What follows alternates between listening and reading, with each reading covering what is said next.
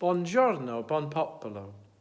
This week, the House of Bishops received expert advice about the process for opening churches for worship. The current initial phase allows only very limited access to church buildings for activities such as streaming of services or private prayer by clergy in their own parishes, so long as the necessary hygiene and social distancing precautions are taken. And at the moment, I pray daily in church, maintaining the worship space and keeping the spiritual pilot light on. The government is beginning to outline principles by which certain industries might begin to get going again, and the bishops are awaiting guidance before deciding on allowing a second phase with access for some rites and ceremonies when allowed by law, observing appropriate physical distancing and hygiene precautions. This might include funerals and other life events. Decisions on the timing rests with individual bishops, and I know that Bishop Christine is very concerned to ensure that no one is compromised or put in danger, but nor that communities should not be able to enter churches for any longer than is necessary. At some further point, there is the likelihood of services in church with limited congregations when government restrictions are eased to allow it. This is likely, for example, to mean that there might be services in the future with limited numbers of people, appropriately spread around the building with a plan for proper cleaning before and afterwards. The worship would have to involve no physical contact, no singing, and probably no receiving of Holy Communion.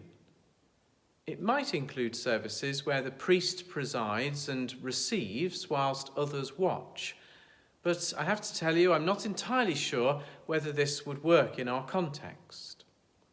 Every parish priest knows anyway that different forms of service and different styles suit different people. There is no single formula that will meet everyone's spiritual need.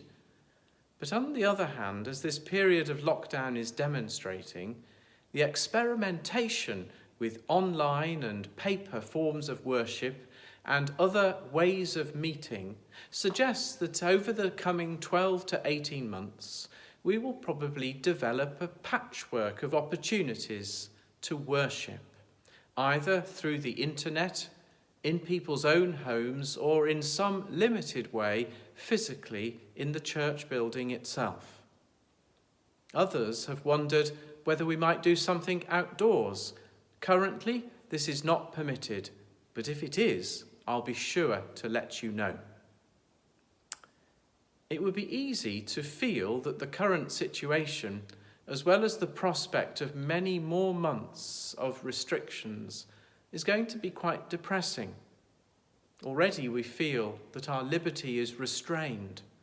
Some feel trapped, others anxious about their jobs and relationships. We know that although people are contacting and supporting each other in our church community, it is a frustrating and lonely time. It's important to remember that by following the guidelines and dealing with the restrictions that are being laid upon us, we are all contributing to the need to overcome the coronavirus and ensure that society can restart in all its varied ways. We have recently posted out and posted online advice about looking after yourself during the lockdown, and this week we are publishing a help sheet called Kath's Ideas for Easy Exercises During Lockdown. These are designed to help people keep moving, whether you're 5 or 95, especially if for any reason you can't get out as much as you would like, or if you find you're spending more time in front of a computer screen than you would like. It's important to ensure that we don't seize up. Another bit of self-care is reminding ourselves of the teaching of Jesus to let each day look after itself. Even if we can't see how this current phase of life will end, if we simply focus on the next day, on keeping ourselves healthy in mind, body, spirit, and soul, then we will be making sure that we will get through. This week we mark the 75th anniversary of VE Day, the end of the Second World War. Some politicians liken the pandemic to a war, encouraging us to adopt a blitz spirit. But I wonder that perhaps makes us think that one day there will be a moment of victory and we can all come out into the sunshine and pick up where we left off. The reality is more likely that we shall find ourselves gradually returning by small steps to the activities and lives that we lived before the lockdown.